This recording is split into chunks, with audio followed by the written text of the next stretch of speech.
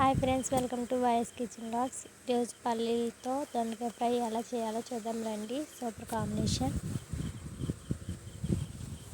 ముందుగా పెనం పెట్టుకొని ఆయిల్ వేడైన తర్వాత పల్లీలు వేపుకోవాలి.